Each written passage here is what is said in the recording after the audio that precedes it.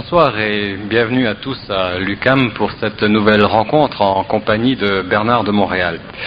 Avant même que Bernard arrive, j'ai une petite information à faire passer dans la salle concernant la soirée de demain au Ritz-Carlton pour les séminaristes. Là, il reste encore quelques billets, une vingtaine de disponibles.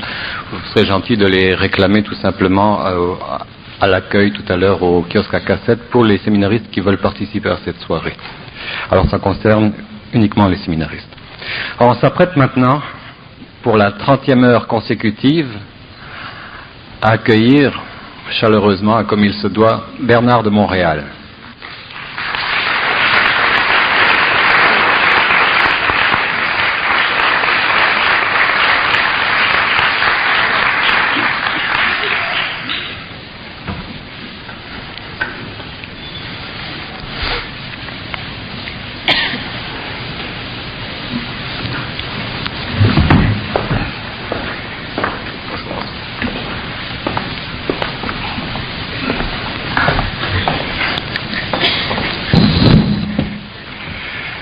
Il a toujours l'air aussi pimpant, fringant. Ça promet parce que ce soir c'est toute une matière que je me suis proposé d'aborder en compagnie de Bernard. C'est un sujet qui intrigue tout le monde. D'ailleurs, à ce propos, si vous avez des sujets qui vous passionnent particulièrement, arrangez-vous pour nous les faire parvenir. Vous pouvez les faire parvenir soit au centre de l'universalité qui est au 140 Crémazie Ouest, ou bien simplement en me remettant vos questions. Alors ce soir, là, à l'unanimité, depuis 2 ou 3 mois, on a donc décidé d'aborder un sujet passionnant qui concerne un des muscles de l'homme. Et parmi tous les muscles de l'homme, il en est un qui est dominant. Alors j'en vois déjà sourire dans la salle, mais c'est pas de ce muscle-là qu'il s'agit. Ça a déjà été traité par mon ami Jacques Languirand, avec brio, lorsqu'il a dit qu'en fait le problème de l'homme fondamental, c'était d'avoir un nez trop grand pour un zizi trop petit. Alors on ne reviendra pas là-dessus, le sujet est clos, mais on se réserve peut-être l'opportunité d'interviewer un jour Bernard en public et en détail, sans hypocrisie, sur un phénomène qui vous passionne également et qui est mal compris d'ailleurs, la sexualité. Alors ce sera peut-être à inscrire au sujet du mois prochain. Ça irait très bien sous l'étiquette de Célestes ignorances, puisqu'il y a eu un jour un auteur, un philosophe qui s'est exclamé « Célestes ignorances d'un jeune cœur ». Alors c'est donc un peu toute cette dimension, cette incompréhension, les deux natures de l'homme et de la femme qui sera abordée le mois prochain sous cette étiquette de Célestes ignorances. Alors ce soir, on aborde donc ce muscle qui est dominant parmi tous et puis qui fait la différence, qui fait que certaines personnes ont un salaire plus élevé que d'autres, réussissent mieux socialement, etc. Je veux parler du cerveau. Alors, ce cerveau, cette source d'activité mentale là, qui est d'une incroyable complexité et d'une richesse inouïe. J'ai fait une petite enquête auprès de neurologues, auprès de généticiens. Et j'ai appris que dans le corps même du bébé, avant la naissance, il y avait 250 000 neurones qui sont mis en place à la minute. 250 000 neurones dans le système nerveux central qu'est le cerveau. Et grâce aux informations, ceci se fait grâce aux informations apportées par le patrimoine génétique. 250 000 neurones à la minute pendant 9 mois, ou 400 000 minutes, vous pouvez faire le compte, ça fait 100 milliards de neurones présents à la naissance, mais qui ne sont pas fonctionnels, auxquels viendront s'ajouter 100 000 milliards de synapses. Les synapses par l'intermédiaire desquelles passe un courant, un flux, une information qui est véhiculée, bref, un potentiel intellectuel énorme, mais non structuré. Et cette structuration se fera, une fois la naissance, progressivement, en fonction du vécu, en fonction de la capacité d'apprentissage, dans une sorte d'épigenèse ou d'autoconstruction qui donnera une certaine forme d'intelligence. Alors, pour tous ces spécialistes, il est acquis aujourd'hui que le développement de l'intelligence serait donc proportionnel à notre capacité de traiter l'information plus ou moins correctement dans ce travail d'épigenèse, d'autoconstruction.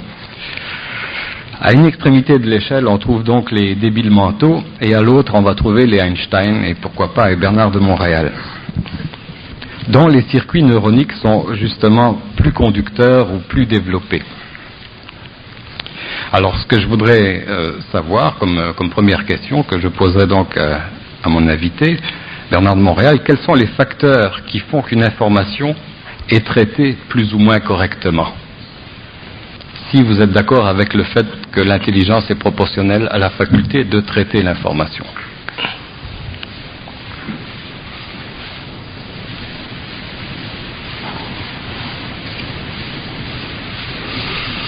Bon, d'abord, si on parle d'intelligence, il faut parler d'intelligence à différents niveaux. L'intelligence n'existe pas chez l'homme, dans l'humanité. Elle n'existe pas. Elle n'est pas uniforme. Elle n'est pas uniforme dans ce sens qu'il y a des êtres humains qui ont la capacité de la rendre plus que d'autres. Vous parlez de traiter l'information, les scientifiques parlent de traiter l'information parce que on est à l'âge de l'informatique, ainsi de suite. Mais dans le fond, l'intelligence n'est pas traitée.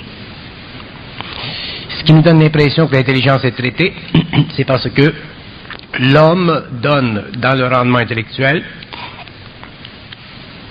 il donne ou il crée manifestement un plus grand rendu de cette énergie-là que d'autres. Mais si je prends mon cas par exemple, moi j'ai une faculté extrêmement diminuée dans le traitement de l'intelligence. Si on me donnait du matériel intellectuel assimilé, je ne pourrais pas donner de résultats adéquats. Je ne pourrais pas donner de résultats comme je pouvais par exemple quand j'étais universitaire. Parce que ma faculté mentale a été altérée par la fusion. Donc, puisque je vis un autre mode d'intelligence, je ne peux pas la traiter. Je ne peux pas traiter de l'information. Je peux créer de l'information. Et les hommes, en général, semblent traiter l'information parce que les hommes utilisent leur mémoire pour donner à leur intelligence une qualité accumulative. La mémoire donne à l'intelligence une qualité accumulative, et cette qualité accumulative, elle est directement proportionnelle à leur faculté mémorielle. Donc, si un homme possède une très grande mémoire, une bonne mémoire, il a une capacité alors de traiter de l'information. Donc, si nous parlons d'intelligence et que nous parlons de traitement de l'information, nous parlons de traitement du mémoriel. Mais ça, c'est un niveau d'intelligence.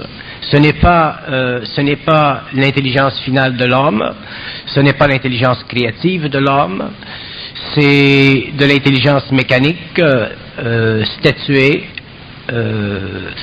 conditionnée historiquement. Et à l'intérieur de cette forme d'intelligence, il y a des mécanismes, des paramètres psychologiques qui font en sorte que cette intelligence, mémoriellement parlant, peut être plus ou moins traitée. Par exemple, quelqu'un qui vit un blocage émotionnel, quelqu'un qui vit un choc émotionnel, quelqu'un qui a été au cours de son évolution, au cours de son acculturation, a été empêché de vivre de son intelligence créative pour ne vivre que du mémoriel intelligent, se verra plus tard obligé de subir une sorte d'atrophie créative dans son mental. Donc, il ne pourra pas traiter de l'information de la même façon qu'une autre personne mécanisée pourra le faire. Donc, si nous parlons d'intelligence, nous devons parler de l'intelligence de l'involution, de l'intelligence de l'évolution. Donc, nous devons parler de l'intelligence qui est programmée autant subconsciemment ou sur le plan social, ou de l'intelligence totalement créative qui n'est pas programmée. D'ailleurs, sa créativité est proportionnelle à l'absence de programmation, ce qui libère dans l'homme une force mentale très grande qui lui permet d'ajuster ce que nous appelons le matériel informatique qui est traité sur le plan mécano-mémoriel et qui donne à l'homme l'impression d'être intelligent. Donc, moi, je n'accepte pas le concept du traitement de l'intelligence. C'est un concept mécaniste. C'est un concept qui empêche l'homme de prendre conscience que derrière le traitement du matériel mémoriel, il y a un influx d'énergie mentale supérieure, plus ou moins réalisé chez l'individu, ce qui résulte dans une conscience plus ou moins grande. Et c'est cette énergie qui permet à l'homme de traiter d'intelligence. Non pas nécessairement traiter d'information, mais traiter d'intelligence. Alors au départ, on va faire une différence entre la fonction d'intellectualité et d'intelligence. Ok, partons de là. La fonction d'intellectualité, c'est, chez l'être humain, une capacité mémorielle qui lui permet de prendre conscience d'un matériel accumulatif qui fait partie de la conscience collective de l'humanité et qui, sur le plan social, lui permet d'être toujours en équilibre mental et en équilibre émotionnel.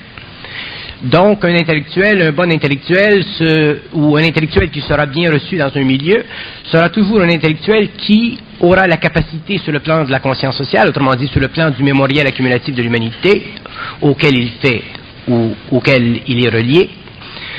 Cet individu pourra être bien reçu dans la société. Donc, il sera reconnu comme un grand intellectuel parce qu'il pourra facilement réorganiser le matériel mémoriel pour lui donner une nouvelle consonance. De là, on dira, bien, ce bonhomme-là, il a développé une théorie de ci, il a développé une théorie de ça, ainsi de suite. Et avec le temps, on essaiera de prouver sa théorie, et si sa théorie se trouve et devient exacte, précise, reprogrammable par la science ou par la méthode scientifique, on dira que cet individu-là, il est intellectuellement intelligent.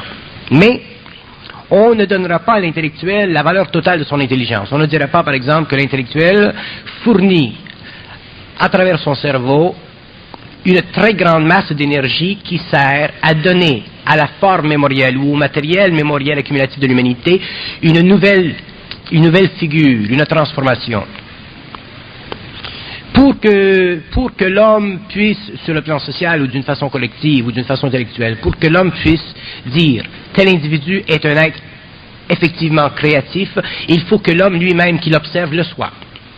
Autrement dit, il faut qu'il y ait dans l'homme une capacité de transmuter sa propre désinformation pour en arriver à pouvoir substituer la désinformation qui fait partie de la caractérologie fondamentale de toute information mécanisée, pour que l'homme en arrive un jour à avoir, à travers la forme des mots ou la valeur que l'on donne aux mots, une substance qui est effectivement assujettie à une ampleur mentale qui est beaucoup plus vaste, beaucoup plus libre, beaucoup moins limité par le mémorial historique, donc beaucoup moins assujetti à la conscience sociale. Ceci fait partie du constat que nous observerons au cours de la prochaine évolution, de l'évolution de la conscience mentale de l'homme supérieur, c'est-à-dire de cette conscience mentale qui, à cause de l'éclatement de certaines facettes de la conscience neurologique, permettra à l'homme demain de recomposer avec les concepts, recomposer avec les mots, afin de pouvoir utiliser ces mots dans une consonance nouvelle qui lui permettra à l'homme, à ce moment-là, de se libérer pour la première fois de l'émotivité qui, caractéristiquement, entache le mental humain et rend l'homme obligé de traiter informatiquement de la valeur des mots afin de pouvoir intellectuellement bénéficier d'un certain statut social qu'on appelle la faculté intellectuelle. Bon, mais vous-même, avant d'avoir vécu cette expérience de fusion en 1969, là, c'est bien ça, c'est en 1969, vous-même vous aviez des circuits neuroniques communs, je veux dire, une base en tout cas. Est-ce que ces circuits-là ont été altérés dans votre expérience de fusion ? Mais ils étaient de toute manière nécessaires. C'était nécessaire que vous ayez un développement normal à ce niveau-là. Les circuits étaient normalement développés, seulement que la science découvrira un jour que la normalisation du développement des circuits neuroniques est un processus qui fait partie de la mécanisation du mémoriel. Le mémoriel chez l'être humain, c'est une faculté mécanique, ce n'est pas une faculté créative. Pour que le mémoriel devienne ou serve créativement l'humanité, il faut qu'il y ait un influx d'énergie mentale supérieure qui, pour l'homme en général, n'existe pas, ou qui, pour l'homme, de temps à autre, va devenir manifestement réel, dans ce sens que l'homme, dans certains moments, je parle de l'homme simple, comme de l'homme qui est foncièrement opératoire dans une société sur le plan créatif, l'homme, à un certain moment, prend conscience qu'il y a en lui une forme de médiumnité. Autrement dit, qu'il prend conscience d'une certaine forme d'intelligence qui n'est pas sienne, dans ce sens qu'elle n'est pas le produit de l'évolution normale, normative du mémoriel psychologique ou de la formation des circuits neuroniques. Et à ce moment-là, l'homme vit toujours une sorte de surprise. Il a l'impression qu'il vit une sorte de dédoublement, qu'il y a un autre être en lui, une autre personne en lui, une autre êtreté en lui, qui agit derrière le voile de sa personnalité et qui lui souffle quelque chose. Et souvent, les scientifiques ou les gens qui ont marqué historiquement l'évolution de l'humanité sur le plan de la science ou sur le plan des arts, de la philosophie, ont été les premiers dans leur biographie, si ces biographies ont été bien interprétées, à faire remarquer, souvent d'une façon posthume, à faire remarquer que dans le processus d'élévation de leur intelligence et de la découverte de certaines choses, ou de ce que j'appelle moi les formes de la raison, il y a toujours derrière ce mécanisme une impulsion créative qui n'est pas effectivement ou directement reliée à l'activité consciente diurne de l'ego.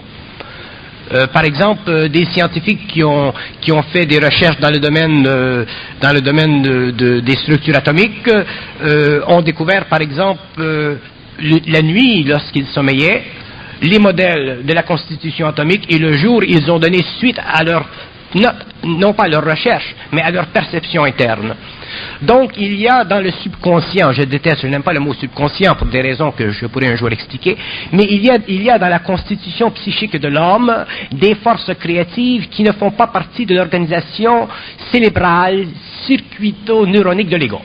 Autrement dit, qui ne font pas partie de l'organisation statutaire de la nature humaine animale. Ce sont des forces créatives qui font partie d'un plan parallèle qui est totalement autonome, qui contient en lui-même toutes les vastes gammes d'informations reliées au mouvement de l'intelligence à travers le cerveau, qui est capable de les recevoir à cause de la multiplicité sur le plan quantitatif de l'organisation neurologique. Bon, mais ça c'est aujourd'hui donc votre interprétation de ce que vous avez vécu au niveau de la fusion. Mais vous avez parlé d'une impression d'avoir des facultés médiumniques, de correspondre ou de dialoguer avec un autre soi-même ou sur un autre plan, une énergie sur un autre plan. Mais est-ce que cette impression-là ne viendrait pas justement du fait que de nouveaux circuits ont été ouverts, donc une nouvelle faculté d'aborder des concepts entièrement nouveaux, créatifs, donc forcément une façon d'anthropomorphiser le phénomène, de vouloir mettre dessus une entité ou une énergie d'un autre plan, etc. Est-ce que ce n'est pas simplement parce que c'est de la nouvelle information qu'on dit qu'elle n'origine pas de nous? Aussitôt que l'homme voit en lui s'allumer d'autres neurones, c'est qu'il y a un influx d'énergie nouveau qui se produit dans sa conscience, donc qui altère sa conscience antérieure et qui lui donne un état mental différent. Donc, vous voyez très juste lorsque vous dites que l'homme ou moi ou d'autres qui vivent une fusion ou qui vivent un état de changement dans le mental, que ces êtres vivent effectivement un influx d'énergie qui donne à la constitution neurologique existante une nouvelle dimensionnalité sur le plan de la capacité d'absorber une nouvelle énergie qui devient ensuite traitable informatiquement. Autrement dit, moi je sais très bien, dans le cadre de ma propre expérience, face à différentes formes d'intelligence ou différentes avenues ou différents programmes d'intelligence, que ce soit en cybernétique, que ce soit en sciences pures, que ce soit en psychologie, en philo, en littérature, en art, ainsi de suite, je sais très bien que la faculté psychique qui fait partie maintenant de l'organisation mentale de mon moi est une faculté qui n'est pas restreinte par l'organisation méthodique et mémorielle de ma conscience antérieure. Et c'est justement ça qui me permet aujourd'hui dans le public d'éveiller dans l'homme certaines observations, faire certains constats qui ne sont pas assujettis à l'orthodoxie de recherche méthodique qui devient du traitement d'intelligence à partir d'une faculté purement mécanique comme nous le retrouvons chez les intellectuels. Aussitôt, par exemple, dans le processus de l'intellectualisation de l'intelligence, dans le processus du traitement de l'information, il y a toujours chez l'homme une incapacité de dépasser les limites psychologiques autorisées par l'autorité psychique de sa culture. Vous prenez un être humain aujourd'hui qui travaille dans un domaine ou dans un autre, s'il en arrive un jour à aller au-delà des limites autorisées tacitement par sa culture, à ce moment-là, il est automatiquement rejeté. Et il est rejeté parce que il n'est pas capable, sur le plan psychologique, de se donner l'autorité lui-même et de renforcer cette autorité parce qu'il y a dans la faculté mémorielle de l'émotivité qui attaque son mental. De sorte que l'homme a peut-être très bien raison d'élucider un programme d'évolution mentale nouvelle en ce qui concerne le traitement de l'information, mais il ne le fait pas correctement. Il le fait avec trop d'émotivité, de sorte qu'il choque. Il choque le monde ou les organisations ou ou ceux qui sont les gardiens de l'autorité, les gardiens du statu quo. Il les choque.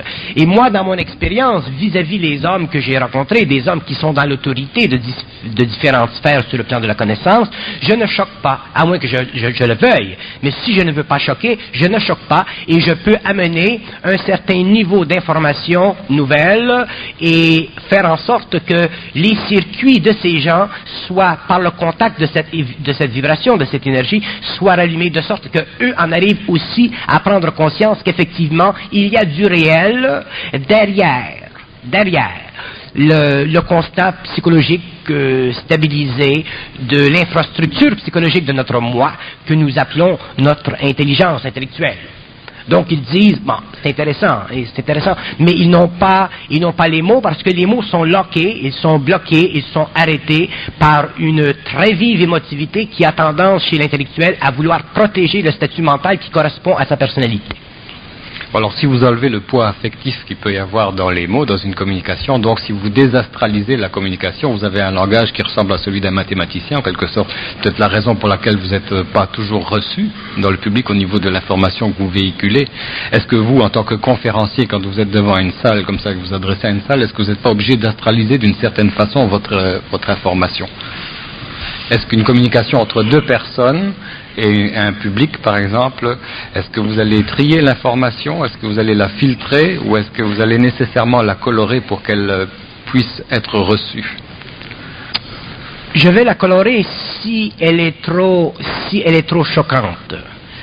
Si l'information est trop choquante, à ce moment-là, je suis obligé de désinformer en informant.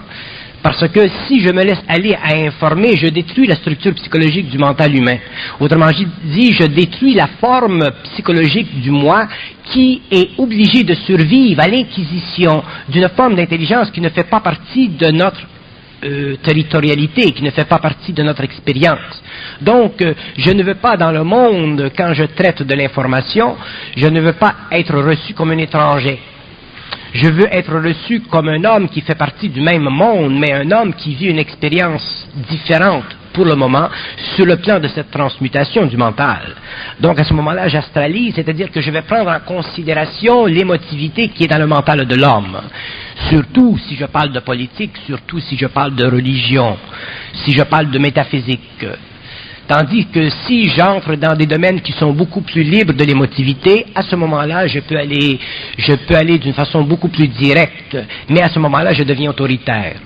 Je deviens autoritaire dans ce sens que je vais sommer une personne à entrer en conflit avec moi sur le plan de l'interrogation, naturellement, afin que cette personne devienne la réserve d'informations dont moi je me sers pour transformer la forme du mental ou la forme de l'intelligence.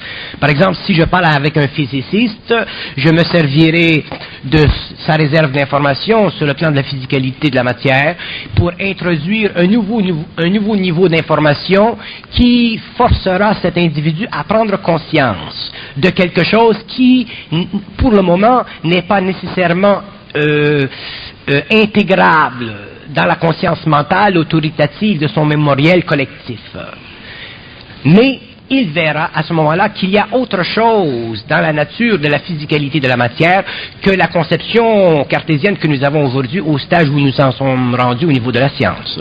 Je l'ai fait ceci avec des scientifiques, par exemple, où nous avons traité de certaines formes d'énergie qui ne sont pas sur le plan scientifique mondialement parlant, à l'intérieur du scientific establishment, qui ne sont pas reçues par toute la communauté scientifique parce qu'ils n'ont pas encore les éléments mathématiques pour donner à leur vision de certains états de l'énergie, ils n'ont pas la mathématique encore pour donner à cette vision suffisamment de support. Donc, ils sont obligés, ces hommes, de travailler avec une structure mathématique de base, mais ils sont obligés d'ajouter à ceci une structure psychique qui l'englobe. Et lorsque je traitais avec ces gens, c'était très très facile de leur expliquer le dilemme de leur science, qui n'était pas supporté encore par les mathématiques, mais d'un autre côté, ça n'aidait pas au transfert de cette science mathématique, physique nouvelle, qui fait partie de leur activité de recherche, dans un monde où l'establishment est extrêmement rigide à toute innovation, surtout sur le plan mathématique, qui a tendance à désinférioriser le statut mondial de la science mathématique. Et les hommes ne sont pas capables d'absorber sur le plan mental un choc émotionnel. Et même si ce sont des êtres qui travaillent avec beaucoup d'assiduité objective vis-à-vis le monde de leur recherche, aussitôt que nous introduisions un paramètre qui n'est pas normal, c'est-à-dire qui est paranormal, et paramètre qui leur permet de faire des liens qui ne sont pas directs, mais qui peuvent être indirects avec des situations matérielles, ils deviennent mal à l'aise. Vous avez parlé 2-3 fois de désinformation. Qu'est-ce que vous entendez par ce mot? Ce que j'appelle désinformation veut dire pour moi conditionnement psychologique de l'ego afin d'empêcher de l'ego de recevoir une trop grande dose d'énergie mentale qu'il ne pourrait pas supporter à cause de son état animal inférieur. Donc, pour que l'homme puisse au cours des millénaires évoluer dans une cadence qui convient parfaitement bien aux lois de son émotivité comme aux lois de son mental, il faut que l'homme soit amené petit à petit à la confrontation entre la réalité et ses aspects inférieurs qui sont polarisés, qu'on appelle le vrai et le faux. Donc l'homme ne peut pas être mis face à face avec la réalité parce que justement il n'a pas une structure ou un circuit neuronique suffisamment développé pour pouvoir absorber une autre dose d'énergie mentale qui lui permettrait à ce moment-là facilement d'absorber ou de vivre émotivement ou mentalement ou humainement, avec des conditions de réalité qui transcendent la performance psychologique de notre mémoriel qui est reliée à la conscience institutionnalisée de notre mental collectif. Autrement dit, c'est une protection pour l'homme. Le mensonge est absolument nécessaire dans le monde.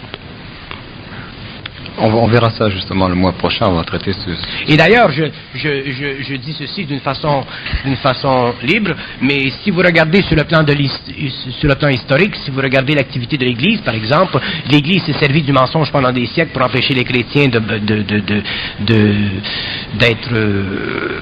un peu trop affectés par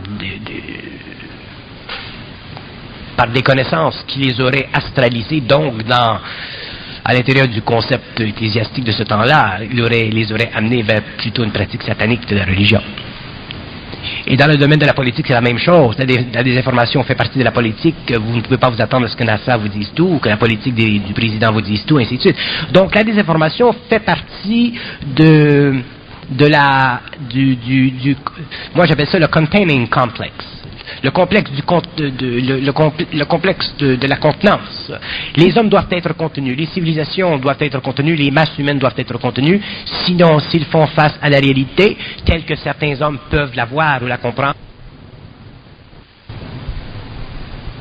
propre information.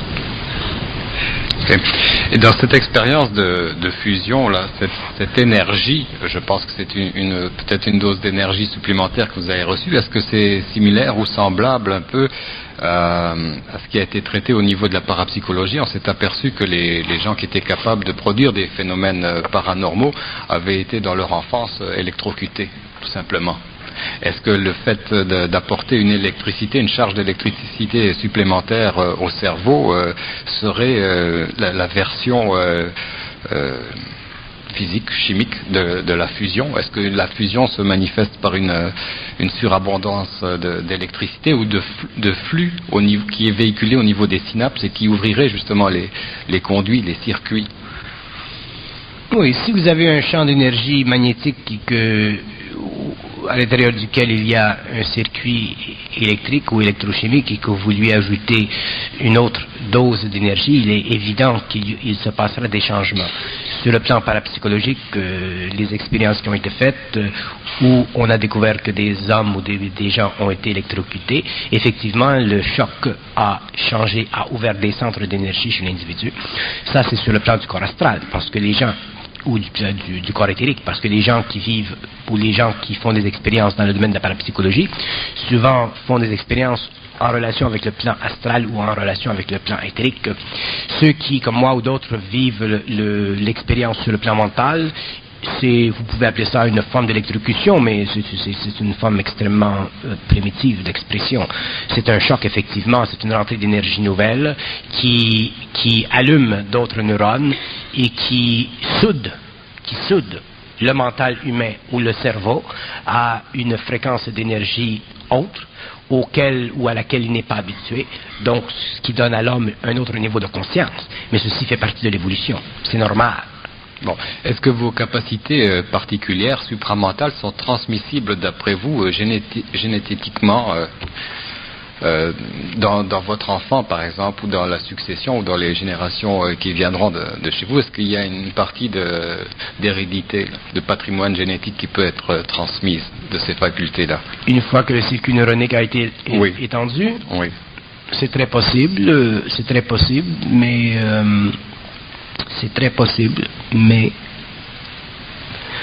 je ne peux pas dire finalement oui ou non, parce que d'après ce que je sais,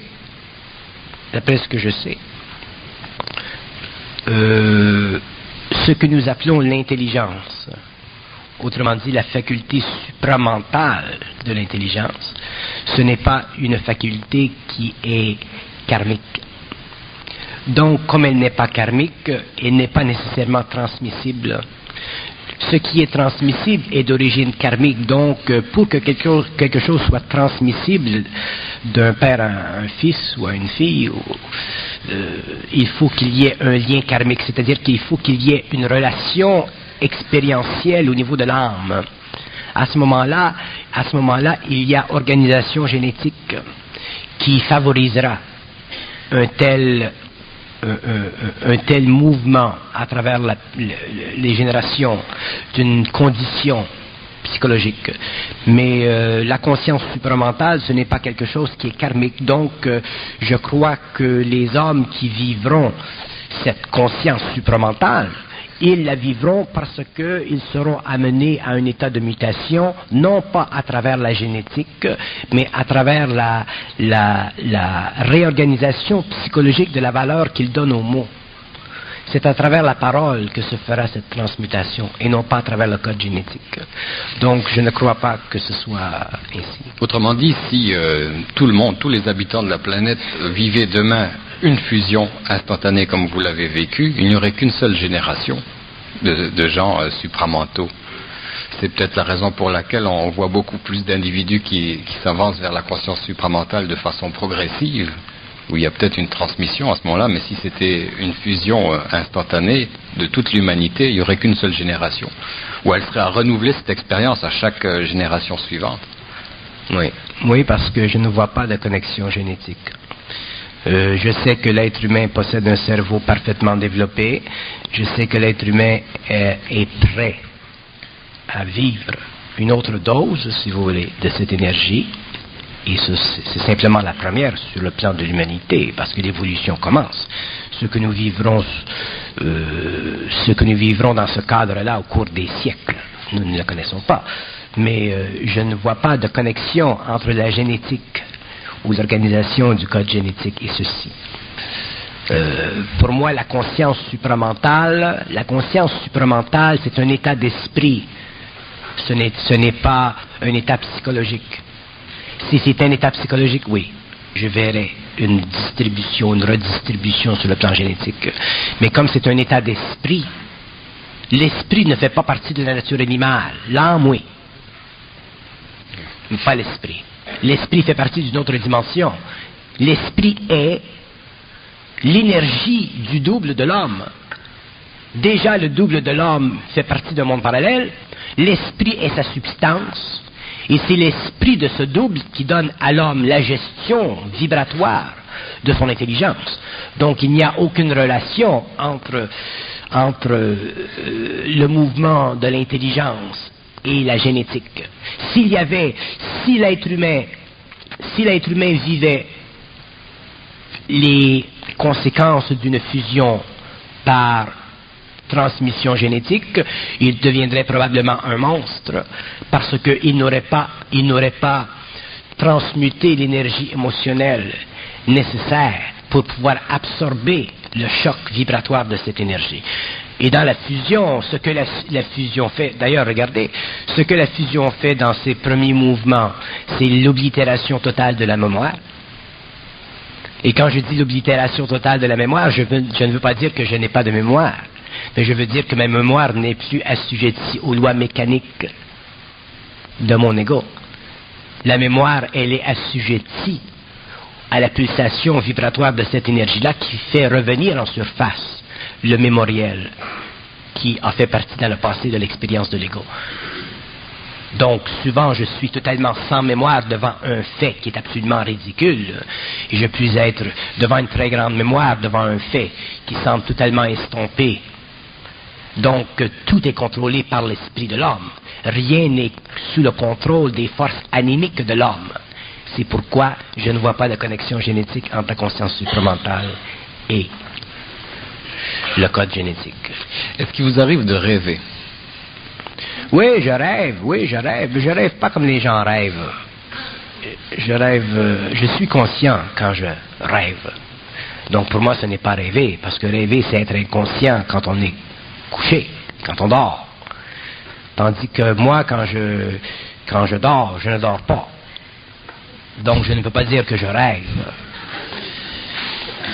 C'est intéressant. Je fais des expériences sur d'autres plans, je travaille sur d'autres plans. Je ne m'amuse pas tellement, mais je travaille sur d'autres plans. C'est encore un point qui me fait penser que justement vos synapses sont beaucoup plus ouvertes, sont beaucoup plus fonctionnelles, parce que j'ai entendu dernièrement le professeur Albert Jacquard qui faisait une conférence à l'université de Laval et qui, lui, soutenait le point suivant, que le rêve avait pour fonction de ramoner les synapses. C'est-à-dire les synapses qui ne sont pas utilisées dans la journée vont être ramonées par le rêve la nuit pour les maintenir en activité. Donc si vous ne rêvez pas, c'est que ces canaux-là sont toujours ouverts, constamment, toujours disponibles. Donc c'est certainement un peu le travail de la fusion qui donne cette disponibilité d'ouverture des synapses. Oui, le travail de la fusion fait en sorte que l'homme est toujours conscient. Et cette conscience qui est permanente ne peut pas être soutenue par l'ego. Elle ne peut être soutenue que par l'esprit de l'homme à travers l'ego. L'ego n'a pas la résistance émotionnelle pour être toujours conscient, parce qu'être toujours conscient, c'est fatigant. Mais si l'ego est en fusion avec cette énergie, à ce moment-là, être toujours conscient, c'est normal, c'est facile, ça va de soi, c'est une seconde nature, que ce soit sur le plan diurne ou que ce soit sur le plan nocturne. Mais s'il fallait qu'un homme se couche le soir et qu'il soit toujours conscient, il deviendrait malade. Il faut que l'homme se repose. Mais regardez le repos. Qu'est-ce que c'est le repos? Qu'est-ce qui fait que l'homme... Pourquoi l'homme sommeille? Il y en a qui disent que c'est un état de veille en négatif. Oui, ça c'est une façon négative de le dire. Mais la raison pour laquelle l'homme sommeille, c'est parce que l'homme n'est pas capable de soutenir la double polarité de son énergie. L'homme ne vit que d'une polarité, il ne vit pas de deux polarités. L'homme vit de la polarité vitale et mentale. Ça, c'est une polarité. Autrement dit, l'homme vit de sa vitalité et de son intelligence, le jour. Mais la nuit, il ne peut pas vivre de sa vitalité et de son intelligence parce que sa vitalité est arrêtée et ralentie. Et son intelligence est automatiquement ralentie. Lorsque l'homme cesse ou commence à cesser d'être vital, il s'endort. Tandis que l'homme conscient, sa vitalité cesse, mais elle est continuée sur un autre plan. C'est comme si l'homme conscient possède deux corps. Il possède un corps matériel, il possède un corps éthérique, et il y a au-dessus de ces deux une intelligence qui travaille avec les deux. Si un dort, il cesse d'être matériel et il devient éthérique et il continue son travail mental. Donc l'homme conscient vit deux polarités. Ou c'est comme s'il vit deux vies à la fois. Et c'est le fait qu'il vit deux vies à la fois qui lui permet d'être toujours conscient. Tandis que l'homme inconscient, lui, il vit une vie à la fois. Et lorsque le corps matériel s'endort, il rêve. C'est-à-dire qu'il ne vit pas parfaitement, totalement, consciemment son autre vie. Et c'est ça le rêve. C'est vivre une autre vie partiellement. Et comme il la vit partiellement, il y a beaucoup, dans cette vie nocturne du rêve, il y a beaucoup de mécanismes mémoriels qui entrent en jeu, et ces mécanismes mémoriels ne peuvent pas être organisés par l'ego. Et comme ils ne peuvent pas être organisés par l'ego, ils deviennent stupides si on les regarde en face. Ils n'ont pas de logique. Tandis que l'homme qui est conscient et qui vit la double polarité de sa vie, lorsqu'il rêve, entre parenthèses, il y a de l'organisation dans son rêve. Donc, il ne vit pas un rêve, il vit un autre mode d'intelligence, mais en relation avec des plans qui sont invisibles. Donc, il n'a pas à vivre la désinformation psychologique du rêve, que tous les égos connaissent. Il vit l'information psychique du rêve, conscientisée, que les hommes conscients savent ou sauront. De sorte que la vie est beaucoup plus intéressante, parce que tu vis le jour et tu vis la nuit, et les deux vies sont une continuité l'une de l'autre. De sorte que tu n'as pas l'impression que tu perds ton temps quand tu te couches.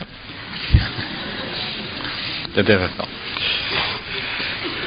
Au niveau de la mémoire qu'on peut avoir d'événements douloureux qui ont été vécus dans la jeunesse, qui n'ont pas été intégrés, etc., on affirme que ça laisse des traces physico-chimiques dans le cerveau qui auraient tendance à oblitérer certains circuits neuroniques ou réduire ou accroître la conductance avec d'autres. Et ceci engendrerait des troubles, donc des psychoses, des névroses, etc. Ceci c'est très juste parce que, comme je disais tout à l'heure, l'homme vit une grande partie de son intelligence à partir de paramètres émotionnels. Et ce qui crée les traces dans le cerveau, c'est l'énergie émotionnelle. Et lorsque l'homme vit une énergie émotionnelle trop intense, il y a dans le cerveau une disruption, une réorganisation des circuits. Et à ce moment-là, l'homme peut vivre une psychose. Mais si l'homme ou si la psychologie était suffisamment avancée pour pouvoir traiter du matériel émotif, mais d'une façon qui ne correspond pas au mémoriel de l'humanité, autrement dit, qui ne correspond pas à nos sciences présentes, mais qui correspondrait, par exemple, à une science créée par une conscience supérieure, à ce moment-là, les hommes pourraient être libérés de la valeur émotive de leur expérience, et ils ne pourraient plus être assujettis aux conditions subséquentes de tels chocs, de sorte que l'homme pourrait alors, au lieu de vivre de l'aspect négatif du choc émotif sur le mental qui crée un changement dans les circuits neuroniques, à ce moment-là, l'homme pourrait bénéficier des chocs. Autrement dit, ce que je veux dire, c'est que pour qu'il y ait mutation dans un organisme, il faut qu'il y ait un choc. Mutation veut dire choc, à quelque niveau que ce soit. Autrement dit, mutation veut dire rupture avec un motif conditionné, rupture avec un motif mécanisé, rupture avec un motif perpétué, pour la création de nouveaux motifs. Mais l'homme, la psychologie ou la science du mental aujourd'hui n'est pas suffisamment dans le monde pour pouvoir faire prendre conscience à l'homme que la valeur négative d'un choc créé à travers les motifs qui engendrent dans le mental, dans le cerveau, certaines connexions nouvelles qui peuvent être psychotiques en conséquence, ce même choc peut servir à l'homme à la connexion avec un autre niveau d'énergie. Autrement dit, un choc, c'est toujours bon si l'homme est suffisamment intelligent. Et dans l'expérience humaine, on vous dira, moi j'ai vécu de mauvaises expériences dans ma vie, mais ça m'a servi. D'autres vous diront, moi j'ai vécu de mauvaises expériences dans ma vie et ça m'a mis la batterie à terre. Donc vous avez deux points de vue vis-à-vis le choc. Et lorsque l'homme possédera une science du mental suffisamment libérée de la valeur informative du néocortex, il pourra à ce moment-là commencer à informer le niveau cortex à partir d'une valeur qui n'est pas normative, c'est-à-dire qui n'a pas tendance à maintenir dans l'état psychologique de l'ego un statu quo évolutif, mais qui aura tendance plutôt à créer dans l'ego un saut en hauteur, afin de le forcer à transmuter l'énergie de son émotion, qui deviendra demain une ouverture pour lui d'énergie sur le plan mental. Il créerait à partir de cela son troisième cerveau? Il créerait à partir de cela son troisième cerveau. Parce que l'énergie, les études faites par la science sur le plan de l'émotivité sont des études qui sont plutôt d'ordre soit électromagnétique ou physico-chimique ou psychologique. Mais la science doit en arriver un jour à réaliser que ce que nous appelons une émotion, ce n'est pas très très différent d'une pensée. Avec cette différence, que l'émotion n'est jamais intelligente. Autrement dit, avec cette différence, que l'émotion, pour être rendue intelligente, il faut qu'elle soit bien vécue par le mental. Tandis qu'une pensée, par elle-même, peut être intelligente, ou elle ne peut ne pas l'être intelligente. Mais la pensée vit selon des lois qui lui sont propres, tandis que l'émotion, elle, vit selon des lois qui ne lui sont pas propres, mais qui sont impropres au mental qui l'a subi. Donc l'émotion, c'est simplement une variation d'énergie intelligente, mais ajustée au niveau du taux vibratoire de la conscience animale de l'homme.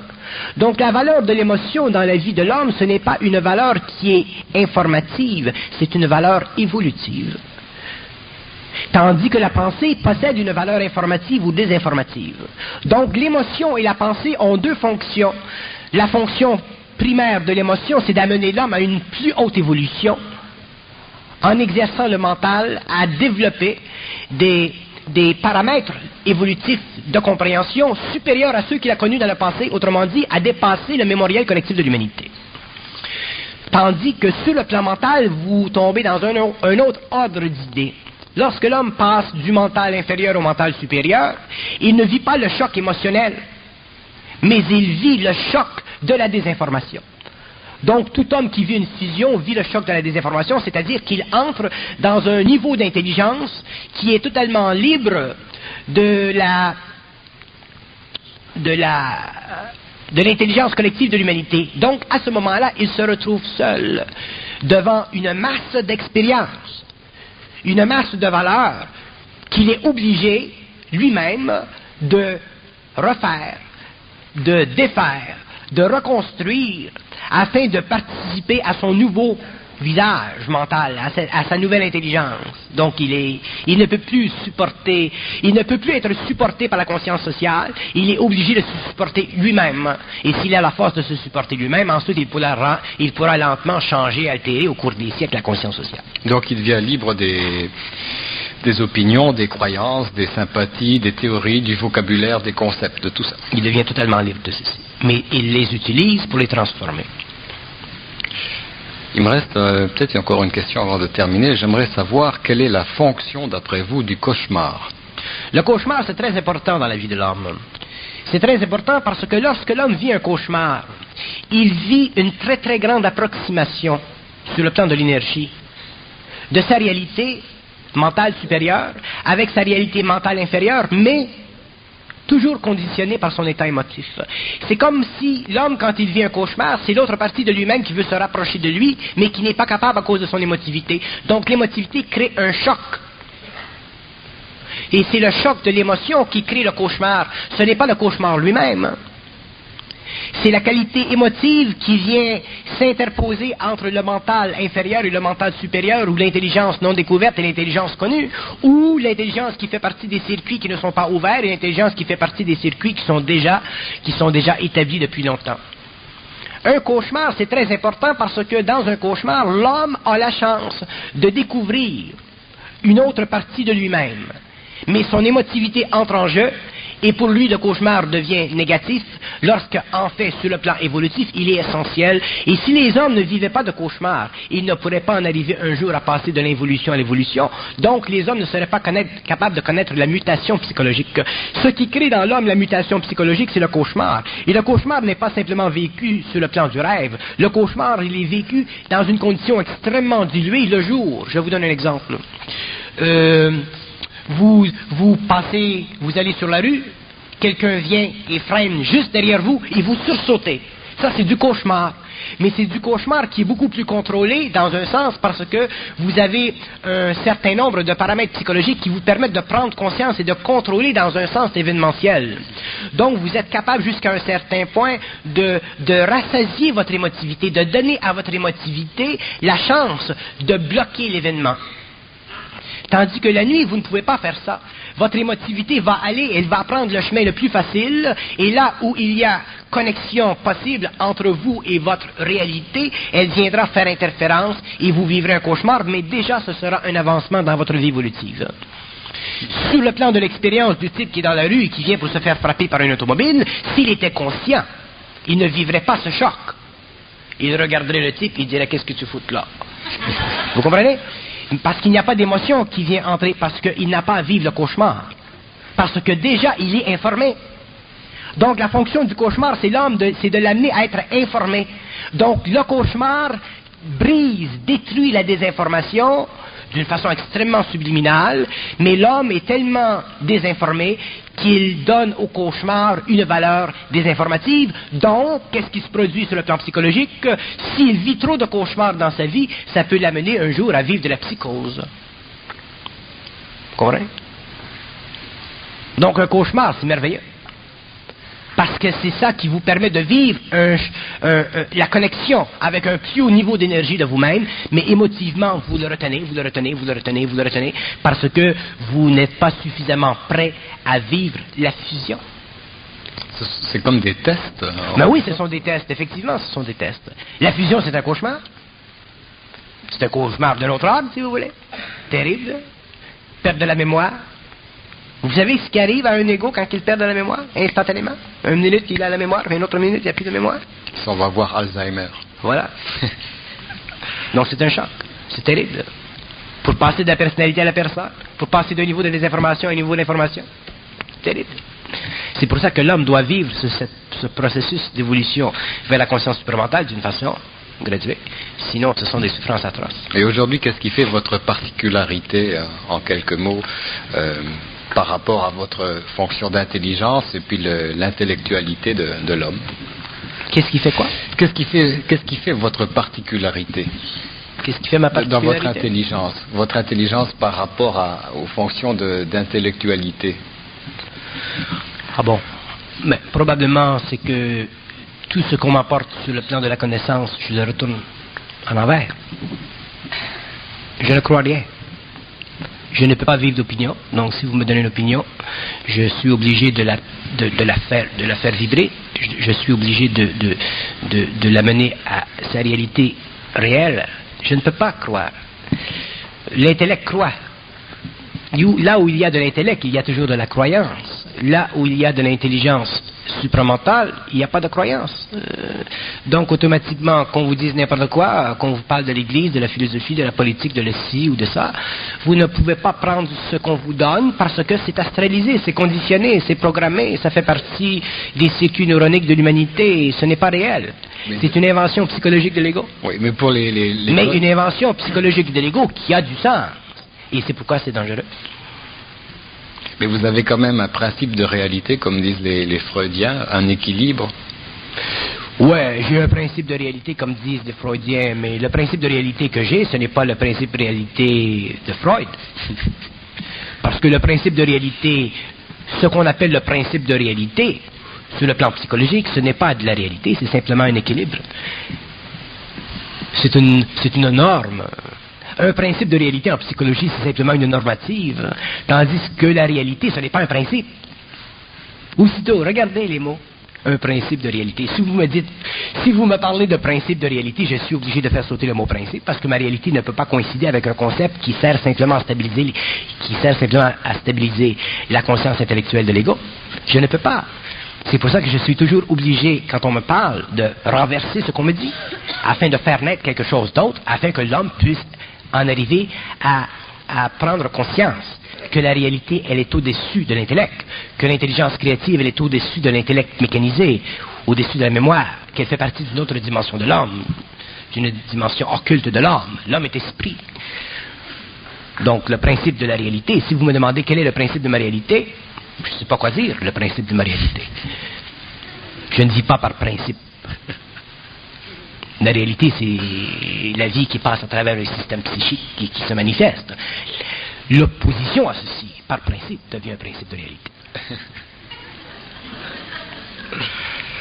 Est-ce que dans vos séminaires, vous êtes en mesure d'ouvrir les circuits neuroniques par l'information que vous donnez, oui, les chocs ou je ne sais quoi? Oui, c'est ce que je fais. La fonction, le but de mes séminaires, c'est justement d'amener l'homme à l'ouverture de ces circuits-là, mais je le fais par la parole. Je crée des chocs. Comment la parole peut-elle justement ouvrir les circuits neuroniques? Parce que la parole, c'est une énergie. Aussitôt que le cerveau reçoit une parole, aussitôt que l'ego reçoit une parole qui ne fait pas son affaire, il change. Aussitôt que l'ego reçoit une parole qui ne fait pas son affaire mais qu'il ne peut pas disputer, il commence à transmuter. Aussitôt qu'il reçoit une parole qu'il ne peut pas comprendre, mais qu'il sait, il est déjà dans de la conscience. Qu'il sait dans le sens de sentir? Qu'il sait. Il y a des hommes qui savent quelque chose. Ils savent. Il y a beaucoup d'hommes qui savent. D'ailleurs, l'homme sait.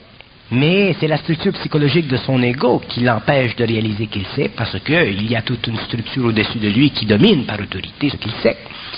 Mais dans le fond de lui, quelque part dans ses poches, il y a un petit peu de lui qui sait. Donc, si quelqu'un vient dans le monde et lui dit « Écoute, tu sais », au lieu de lui dire « Écoute, tu sais pas », à ce moment-là, il dit « Ah, je sais. » Il commence à s'habituer au fait qu'il sait. Et à ce moment-là, il commence à prendre conscience qu'il sait.